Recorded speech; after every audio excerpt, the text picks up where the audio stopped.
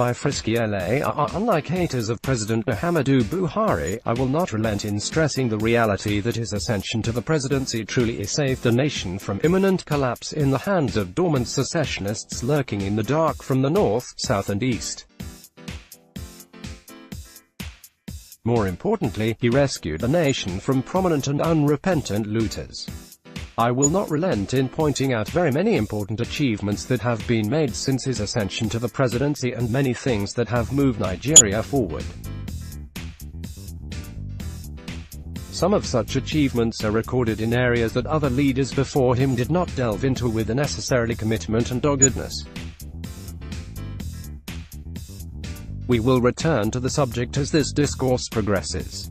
Unlike his hailers and die-hard supporters, however, I will also not relent in pointing out his unforced errors and blatant failures, some of which are very uninspiring and absolutely unnecessary. Some are so dire that they have currently placed the nation on the brink of catastrophe. Most annoying, though, is that they are all absolutely avoidable. While it is true that the nation has, for long, been held hostage by its greedy and often egocentric leaders, it is also true that the hostage-takers of today are a combination of such leaders and the largely half-educated and pseudo-intellectual citizenry, who beat the drums of praises and are irrational support, sometimes for no reason other than sheer admiration and clannishness. Some are inspired and driven by the type of blind followership they show to religious leaders, who are scammers in trade but have the tragic position of leadership over non-discerning flocks, who are prepared to follow blindly to the bitter end. In the cloud of such blindness, many have buried the need for questioning leaders and understanding more and perfected the craft of inventing eulogies and outlandish characterizations. They conjure logics and subscribe to weird spinning arguments that sound rational to them alone in the tragic world of make-believe that they choose to thrive in. Die-hard supporters of President Muhammadu Buhari are brilliant examples in this category. No doubt, President Buhari has merited huge accolades, not the least for good intentions and records of achievements that many of his critics acknowledge as well. From the suppression of Boko Haram through the TSA implementation, salary bailout to states, giant strides in promoting self-sufficiency in agriculture, moving forward on solid mineral exploration, loot recovery, the exemplary prosecution of tribal affiliates before other tribes on corruption charges, up until the launching of massive infrastructural build-up, clearance of inherited salary and pension backlog, clearance of inherited government debts to contractors, etc. Indeed, some previous administrations supervised the stealing of pension and salary funds as well as made away with payments for infrastructure. Military chiefs stole money with ease that was meant for purchasing military hardware. In fact, President Buhari's short-lived assault on the judiciary to weed out corrupt judges was one daring area that none of his predecessors openly stepped into. Today, one big case trails the other in corruption prosecution. Thanks to Buhari, Nigerians know today what budget padding means and how legislators enrich themselves at the cost of impoverishing the entire nation. None of his predecessors found the need to expose this deadly cancer that was growing from one regime to the other. These are immense achievements for a short period of 3 years that fly by in the speed of a whirlwind. Unfortunately, however, President Buhari's failures often lie precisely within the ambits of his celebrated successes. A logical oxymoron that simply beats the imagination while trying to make sense of it all. Taking the budget padding issue as a typical example, the president, while exposing a long-standing criminal activity spanning several regimes and periods in the legislative chambers, also failed to follow up on exposing and prosecuting the criminals. On the contrary, he seemingly proceeded to even accept a lesser level of padding in the first budget that he signed into law after refusing to sign it on 2 previous occasions. A whistleblower who triggered the alarm on the padded budget was shockingly ignored by the president and handed over to the wolves to feast upon. In the 2018 budget that the president signed into law in the wake of re-election politicking, Muhammadu Buhari took a highly laudable step that broke with the tradition of several predecessors. Following an obnoxious 18 months of delay in considering the budget by the Senate, the tinkered and highly altered version was sent to the president for assent. For the first time in the history of Nigeria, the president cried out to the public, reporting that the Senate has usurped his rights of budget drafting and strongly and arbitrarily altered allocations for infrastructural projects in favor of hiking the Senate's own voracious appetite for larceny. This exposure did not solve the problem, though. Yet, it constitutes a major step in the right direction that any successor can take forward. Unfortunately, however, he proceeded to sign it into law without telling the public what he intends to do to curb the excesses. Even though information swirls on social media that legal action is pending in court that is challenging the Senate's right to tinker with the budget, the public has no limited, to say the least, of full-scale information on what precise legal action was filed and what holds back quick judgment on the issue or what arguments the parties are advancing to support the positions in court. In other words, there is no indication whatsoever in public space that any such litigation is on course. This, thus, leaves room for the speculation that either a systematic and state-sponsored social media disinformation to support the president is on top gear, or there is an overall media incompetence in performing the duty of informing the public. A situation that would be tantamount to the echo of the complaints that I aired in my book, Nigeria's Journalistic Militantism, blowing hot air to bring down personalities but oblivious of the performance of sacred functions. Today, Muhammadu Buhari's government is flying on second-term re-election mode, setting all active configurations to play to the gallery amid the drumbeat of blind and endless praises by the president's admirers. Yet, all is not well. The president has had a chain of serious failings that may cost him re-election in spite of all illusionary appraisals, the type that misled Goodluck Jonathan to his political no-man's land. The only reason that Muhammadu Buhari still looks astoundingly good for re-election today is simply the absence of a credible replacement for him, far and wide. But we will come to that later. The hugely avoidable sins of President Buhari are more important an issue for the present moment than the absence of a replacement for the next 4-year term.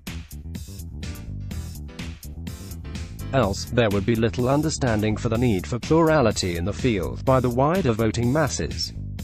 In spite of several years in the doldrums struggling to become president, it came as a huge surprise that Muhammadu Buhari was not fully prepared for the challenges of the presidency that he so cherished. He seems to have run repeatedly for the presidency with his mindset basically on two formidable principles: fight corruption, and return political power base to the north. The train of fighting corruption and decay with zero tolerance is one that every Nigerian will appreciate and jump upon every single day of their life, if the fighter was serious, ruthless, impartial and uncompromising. From the days of Olusegun Obasanjo as president, Nigerians have shown a degree of extreme sensitivity towards selective prosecution. While President Obasanjo did an unprecedented and laudable job in setting up the EFCC and prosecuting many corrupt politicians, the whole achievement was marred by the public perception that the enemies of the president alone were prosecuted, giving his friends a free ride to unperturbed looting. Right or wrong, the perception stuck. Unfortunately, President Buhari doesn't seem to have learned much from this mishap. With actions and inactions, the president showed huge reluctance in calling out people that were close to him even when the deeds had gone far beyond nasal perception. Even if Babachir Lawal Aooka and Co.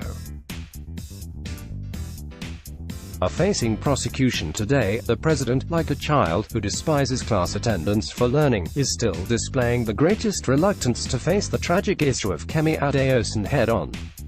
In fact, there are times in the history of humanity when we all take a deep bite on a sour apple and make deeply regrettable amends on crucial spots.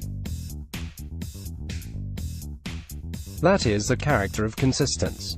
The sitting Minister of Finance, Kemi Adeosun, is reported to have forged a Certificate of National Youth Service, the rough equivalent of post-education military service in many other countries, to qualify for appointment as a minister. So far, this report by a reputable news outlet has not been compromised. Yet, the government seems completely immune to consequences for the culprit, even in the face of seeming admission of guilt and a weighty public outcry. No political price to pay. No comment from the president. The vengeful reopening of the corruption file of ex-President Olusegun Obasanjo in the pettiest manner possible, only after the ex-president had openly rejected the incumbent's second-term bid, was another glaring display of unseriousness on the part of President Buhari. Not telling the truth in anger and in desperation, the president reported of an ex-president who went about bragging that he wasted money on electricity, when the nation knew just nothing of any bragging ex-president anywhere in the public information square. Buhari even went on to quote figures that he knew and actually knows to be at best controversial, if not outright inaccurate. In the most pettiest of forms possible, he asked an applauding audience, "Where is the power? Where is the power?" Indeed, the need to reopen a file that had long been processed by two previous administrations while worse scenarios were playing out right before his very nose in the judiciary, legislature and even his immediate environment, underscore President Buhari's penchant for needless populism and pandering to hate sentiments for political sympathies. In fact, his immediate predecessor left him a can of worms to unearth, and it is doubtful that he has gone through one-third of such serious cases. Unfortunately, however, very few Nigerians prefer feeding the hate pleasure in them to seeing through the odious design in moments of overwhelming emotional and irrational obsession. Just on March 3, 2017, a lengthy American report on democracy, human rights and labor in Nigeria, https://www.state.gov/j/rl/r/f/265288.htm stated unequivocally that impunity remained widespread at all levels of government. Pervasive corruption affects all levels of government. It is worth remembering that Buhari rode to the presidency on the cloak of a no-nonsense arbiter. Abdulrahman Jibril had a dossier on thieves in the legislative chambers, with whom he interacted, wined and dined. The president was not interested any bit in knowing who they were or what they did, not even at the cost of also prosecuting Jibrin along with the people he accused if dirt was also found on him. No. Invariably, he sent the ultimate message that the country could well do with some dose of corruption and malpractices since he couldn't take on everyone. The fact that budgets were padded, ordinarily, with the help of individuals in the bureaucratic establishment, is not a secret. Yet, no investigation has been carried out to weed out the bad herbs in the midst of a raging battle. All the subsidy thieves of the Jonathan days are still a mystery locked in some secret boxes. These are a part of President Buhari's one step forward, two steps backwards philosophy, no matter how many imperfect steps he believes he may have taken to curb budget padding. Reversibility and the human factor remain incurable diseases. The reality that has not dawned on the president for now, however, is the fact that a lot of vices and evils may have been chopped off today, but perception will ultimately remain the final judge in history. Who will bother to know that the Ghana must-go money bags are no longer exchanging hands freely in the lobbies today? Who will care if railway lines run from Abakaliki to Zaria? If senators and representatives are still becoming overnight millionaires before the eyes of an anti-corruption crusader who seems to tolerate them without a care, all those positive steps will simply pale into insignificance. The same applies to the decimation of Boko Haram that the president set his eyes upon only in the latter days of his quest for the presidency. No one will remember this feat, which, by the way, is now suffering serious setbacks, if the president allows it to be overshadowed by avoidable mistakes. President Buhari does not seem to have learned much lessons from the Obasanjo days, in which unnecessary enemies set off the Niger Delta militancy and the kidnapping of expatriates. After all, the president's refusal and failure to prosecute his anti-corruption war with zero tolerance is exemplified by his backtracking on cleansing the judiciary, betrayal of Abdulrahman Jibril, bickering on Adeosun and a host of countless other cases. He has little choice than to tread with caution when making political enemies. This would have been irrelevant if he had been ruthless in uprooting every corrupt tree on his path and won the formidable support of the masses to be his advocate. Indeed, it is the highly simplistic execution of these two apparent political objectives of fighting corruption and returning the power base to the North that speaks more in favor of the veracity than much other ancillary evidence. The fight against corruption has been compromised in the most simplistic manner possible, almost resounding the echo, "Touch not my anointed but blow up my insulted." On the other front, the calculation seems to have been the fulfillment of the constitutionally laid out prerequisites for the federal character, while the age-long anger at the divulgence of power base from the North and spreading it throughout the Federation by Obasanjo was to be given a free ride to reactualize the post-independence Northern grip on power. While the rift with former President Olusegun Obasanjo topped the political agenda, voices emerged on social media citing the refusal of the president to accept some Obasanjo's nominees for political appointments as the root cause of the dispute.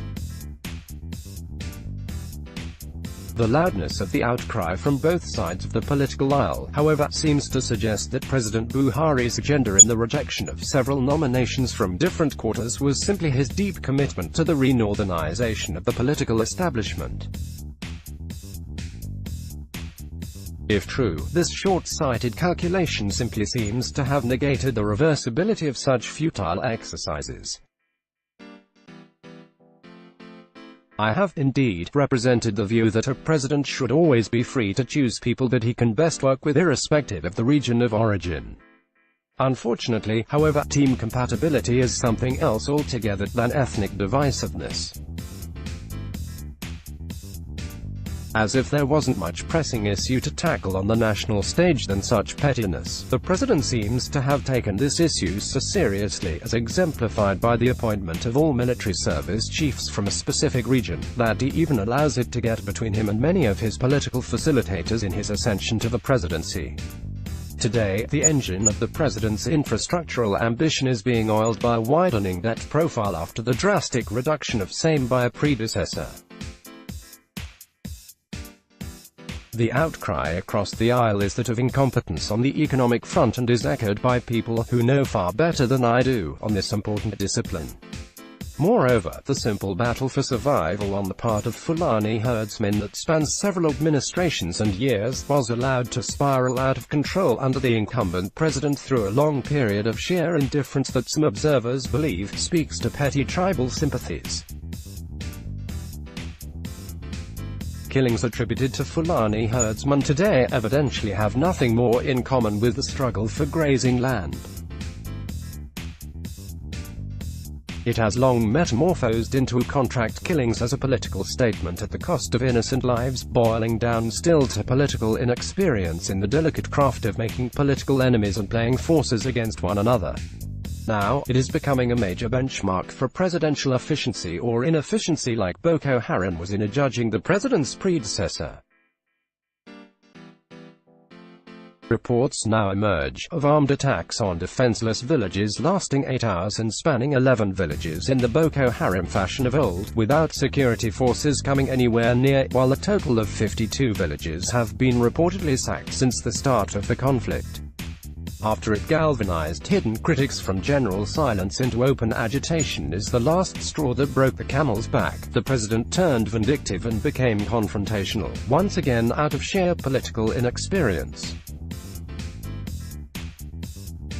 Today, the subject remains high on the political agenda, overshadowing almost everything else that the president has achieved. As a potent political subject that will always capture a top spot on the agenda, the killings are likely to continue to keep the president on edge and torment him as his strongest political weakness. It may be utilized by forces that he failed to confront while the sun was shining. Yet the president had a choice. Interpersonal disputes and conflicts that should have never been allowed to take a strong foothold on the periphery were stubbornly nurtured to fester into monstrosity, where dialogue was needed. Precisely after an open letter, the president chose conflict unnecessarily to attract applause from petty minds on the advice, also of petty thinkers and half-baked strategists, the type that buried Jonathan. Today, his adversaries mock him quietly because he had set himself the wrong priorities in an attempt to flaunt the credentials of a Democrat extraordinary, and is now finally turning around to face a bitter reality. The Fiosses and the Sarakis, you name them. The president had the opportunity to tame them all and keep governance on the course of calmer waters without diversions and sideshows for the gallery. Yet he chose to pretend that he was presiding over a matured democracy, where everyone knew the rules and the limits. The name of the deplorable petty game has now been defined as the sharing of returned debacle loot as campaign bribes to an electorate that may sometimes choose porridge over treasure. Is Muhammadu Buhari not far above this petty level of politicking? What has happened to the presidential clinic in Aso Rock? Has it been equipped to a presidential standard? No update. No public information. What about hiring high-quality doctors to man the presidential clinic and halt the incessant overseas flight for treatment? Wherein does the president see the urgency in money distribution aside electoral favor? In spite of all these weaknesses though, Nigeria keeps waiting for the opposition to put forth a candidate that has the requisite appeal and acumen to dislodge Muhammadu Buhari. A candidate that will take the positives of the incumbent president one step or even two steps further. Move Nigeria 2 steps forward where Buhari took just 1 step. Candidate that will be prepared to jail his own wife or mother if he finds her guilty of criminal malpractices. It must be a candidate that will not bicker or lose time like the incumbent president, as each time decisiveness is expected of him. Vice President Osinbajo showed Nigerians a taste of decisive and positive actionism with his infamous visit to the Nigerian International Airport when his principal was sick before he was quickly tamed by the president's men. Yet Buhari has not got the message. Nigeria today cannot afford an Umaru Musa Yar'Adua type of the good luck Jonathan type of president who refused to move the nation forward from where they found it. Today, only the spirit of Tunde Idiagbon would have been in a position to topple Muhammadu Buhari. An Rabadu properly nurtured through the years without amateurish political prostitution would have come halfway to dislodging Muhammadu Buhari. For now, President Buhari's weaknesses may be plain angering and have disappointed all the expectations of a revolutionary.